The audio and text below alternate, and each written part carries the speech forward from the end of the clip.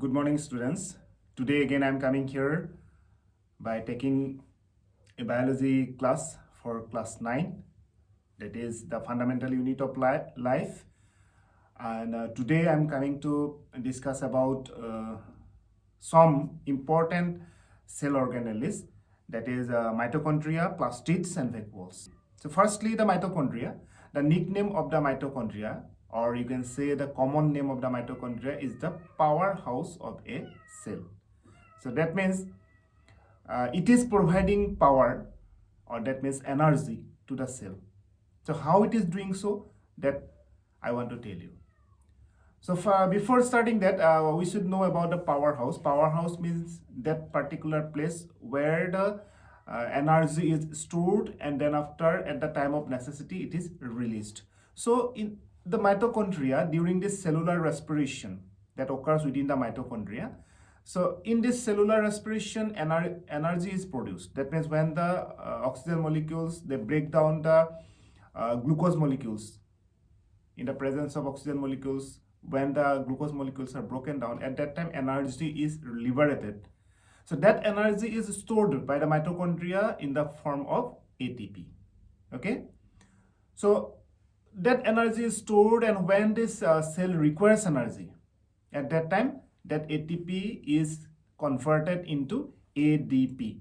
That means adenosine diphosphate. ATP stands for adenosine triphosphate and ADP for adenosine diphosphate.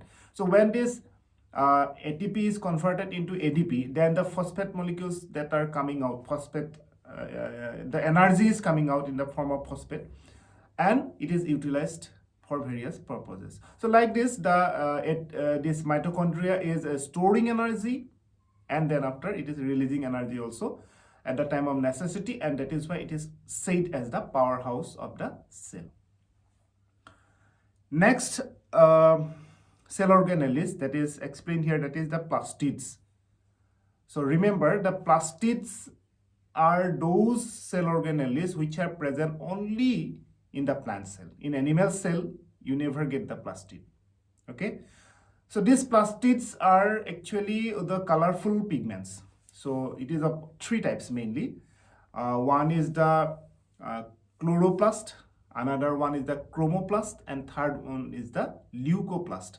So these names are depending upon their various colors. They are colorful. Some of them are colorful, some of them are of a particular color, and some of them are not having any color, but pigments are there. So they are also performing some different works there for the plant body. So firstly, we are going to discuss about the chloroplast. So chloroplast is because of the presence of the green pigment, that is the chlorophyll. About chlorophyll, I think no need to explain. All of you know that chlorophyll is the main component for the process of photosynthesis. Where there is chlorophyll, there is photosynthesis. Where there is no chlorophyll, no photosynthesis. That means chlorophyll, which is a green color pigment, that is present in the chloroplast, and that chloroplast, the presence of chloroplast or presence of chlorophyll represents that plant can prepare their own food by the process of photosynthesis. So that means I would like to tell you that chloroplast helps the plants to do photosynthesis, to perform photosynthesis. How and why? Because chloroplast contains the green color pigment chlorophyll, and chlorophyll is the essential component for the process of photosynthesis. I hope you understood. Next, it is the chromoplast. CHROMOPLAST, chromoplast.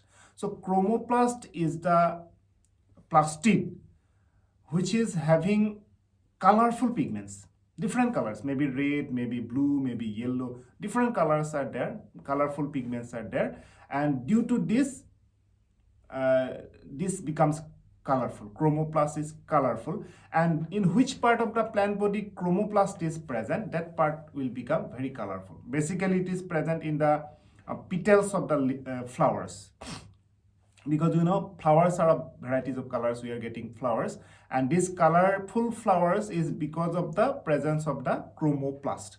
Again, you are looking that some plants are having different colors in their leaves also. Okay, that leaves are colorful. Okay, so in them this chromoplast is present. Because of the presence of the chromoplast only they are colorful. Now what is its function, why it is important?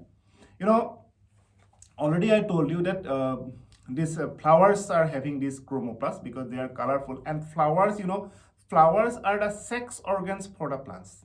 So flowers should be colorful, then only it can attract the various insects or birds or other animals towards the flower. And when the animals or insects or birds, they will come to the flower, then only the cross pollination may occur. About cross pollination, you have learned in the junior classes.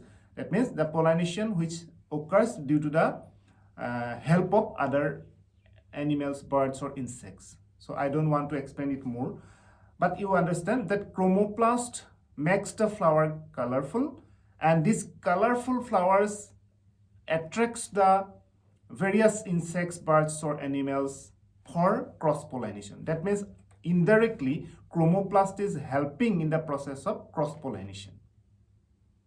So that is its importance. And thirdly, the leucoplast. So leucoplast is colorless because those pigments which are present in the leucoplast, they are not having any color. So this leucoplast most often we get in the colorless parts of the plant body, like the roots. So roots are colorless because they are underground, and as they are not getting the light, so definitely they are colorless. So this colorless roots, it is because of the presence of the leucoplast. Then what is the function? I am telling you that leucoplast is responsible for storing the food. So when food is prepared in the plant body, some part of the food is utilized by them, but some parts are stored. Some food is stored, and that is stored in the by the leucoplast. So in which parts of the plant body leucoplast is there, that parts are used for storing the food. So I want to give you this the main points. So plastids are of three types. One is chloroplast. It is green in color because of the presence of the chlorophyll, and this chloroplast is mostly found in the green parts of a plant body like leaves. Secondly, the chromoplast. It is colorful because of the presence of colorful pigments in them. It is mostly present in the colorful parts of a plant, like the petals of the flowers, and it is responsible for the process of cross pollination. And thirdly, the leucoplast, which is colorless because of the presence of the colorless particles there, and it is present mostly in the colorless parts of a plant body like the roots, and it is responsible for storing food. So all these plastids, their name, what pigments are present there, what color pigments are present there, in which part of the plant body they are found, and what is their function. That four things you have to by heart. Number one, the name. Secondly, what color pigments are found there.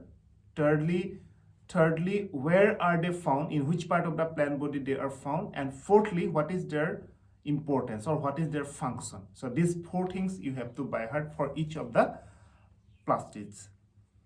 Lastly, the vacuoles. So vacuoles means the empty spaces inside the cytoplasm of a cell.